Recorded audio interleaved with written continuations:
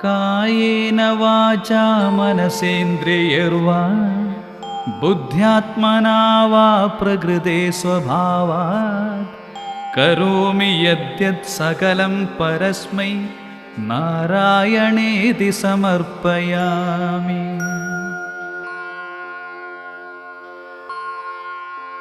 कायेन वाचा मनसेन्द्रियैर्वा बुद्ध्यात्मना वा प्रकृते स्वभावात् करोमि यद्यत् सकलं परस्मै नारायणेति समर्पयामि।